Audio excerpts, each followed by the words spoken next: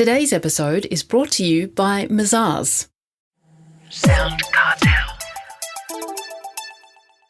It all starts out so well. Strong shareholder relationships, you're all on the same page, so much promise for the business.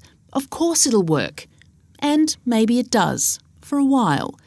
But what happens when the wheels start to fall off? From SoundCartel, I'm Nicole Goodman, and this is Business Essentials Daily.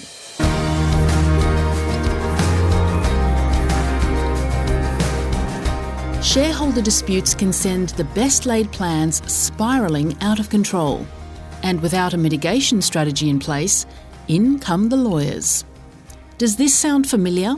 Well, we hope not, but it happens, often. Grant Guenther, National Managing Principal at Macpherson Kelley, is an expert in shareholder disputes and has seen it all. Grant starts by highlighting the reasons why shareholder disputes arise.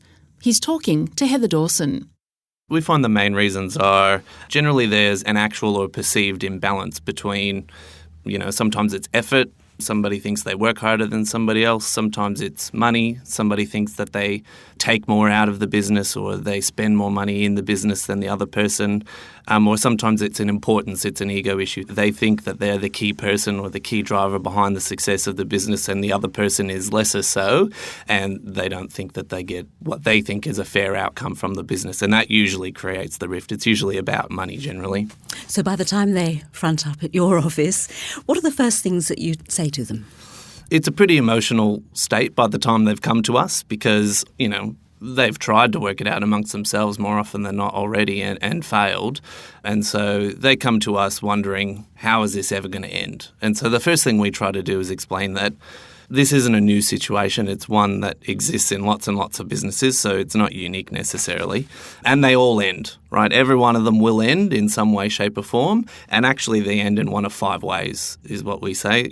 It either ends in you buy me, I buy you, we kiss and make up and we go back to the way things were before. We have a really big fight and blow the whole thing up and wind it up. Or we sell it off to somebody else and we walk our separate ways. And once you can narrow it down to those 5 things, more often than not, the first thing the client will say is, okay, well, I definitely don't want to burn this and wind it up because it's quite a good business and it's making lots of money. That doesn't make any sense. I absolutely cannot go back into business with this person ever again. So I'm not kissing and making up with him. And, I don't think selling it off to somebody else is going to make the most sense because this is my business and my family's in it and I started it and I have some kind of emotional connection to it. So then you're down to, okay, well, you're either buying them or they're buying you. If you can't do any of the other 3, you're in one of those sort of scenarios. And already you're in a conversation about, okay, well, am I a buyer or am I a seller? And how much is this worth and am I willing to pay? And not the why you got there. Now, you're a lawyer, Grant, so you would no doubt say that documents matter in shareholder issues. What advice have you got? Yeah, it's a very lawyery thing and, nobody likes to look at the paperwork. But in shareholder disputes, it is really important to keep in mind the paperwork. If there was a shareholders agreement at the beginning, that's generally really good because often they're very clear about what the expectations of the people are, what happens in the scenarios of, a dispute or how do we value this thing if we all agree that somebody's getting out. So they're very useful for that. But even if you don't have a shareholders agreement, you might have emails between each other about, whatever the issue might have been, which sort of explain where everybody's at. You might have the constitution of the company or the trust deed if it's a trust. And those sorts of things actually have very unique little peculiarities in them sometimes. And so you really need to check that before you head down a path with a strategy that you find either, isn't going to work or there might have been a better strategy, had you paid some close attention to the paperwork at the beginning. Now, you also say, Grant, that understanding the levers in a situation are important. What do you mean by that? Look, there's a few different sort of things in play when you're talking about a shareholder dispute, they're obviously shareholders, and so, they're owners of a business. But they're often usually also employees in the business, and so there's some employment aspects to deal with, and employees have things like salaries and leave entitlements and obligations of confidentiality and obligations of other things. They're often also usually directors in the business, and that brings some other, unique parts to it as well, in that they have certain statutory obligations. They have certain obligations as directors. There's also loan accounts, particularly in trusts. Trusts have a way of sort of having very large accumulating loan accounts, and those can often be a good trigger point to bring things to a head. And then there's bankers, there's guarantees, there's all these other things in play that you need to be conscious of. One, because they can be reasons to bring people to the table, but two, they're things that you need to unwind if and when you get to the end of all of this. So just be conscious of all those things. Now, the conversation will at some point come to price and value. Yeah, so once you get everybody on the same page about, okay, I'm a buyer, you're a seller, we can't work together, we're generally in that right framework now, the next part is, okay, how much? Right?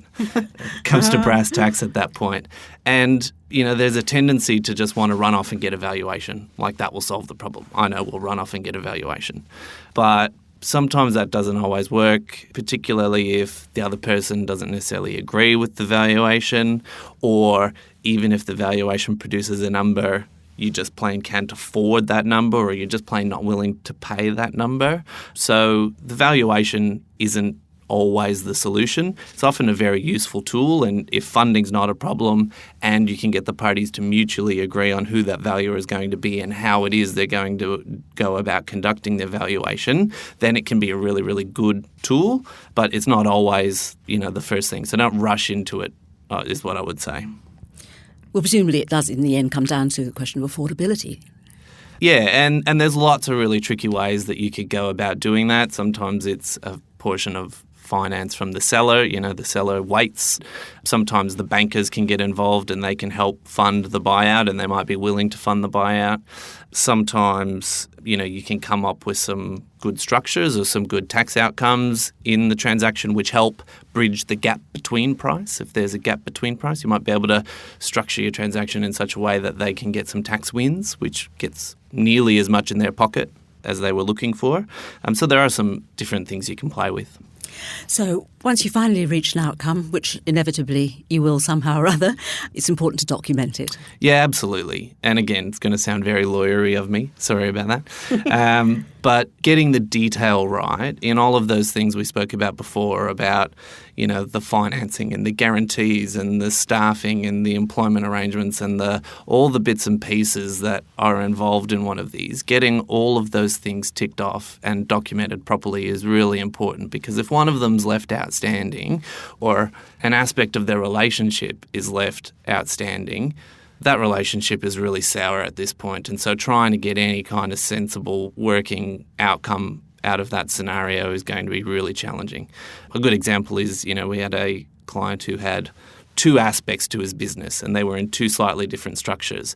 And there was a dispute that arose, and they solved one aspect themselves, and they did it and all of that, but they kind of forgot about the other one for a little while.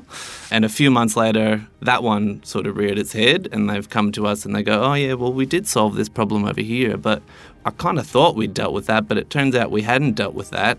And trying to get any kind of outcome out of this leftover portion of their business was near on impossible. That was Macpherson Kelley National Managing Principal, Grant Guenther.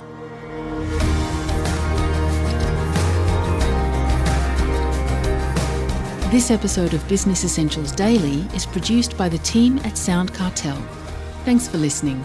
I'm Nicole Goodman. We'll bring you more Be Daily tomorrow. Follow @BE Daily Podcast across social media and head to bedaily.com.au for more from the Business Essentials Daily podcast. SoundCartel. This episode was brought to you by Mazars. To find out more, visit mazars.com.au. That's mazars.com.au.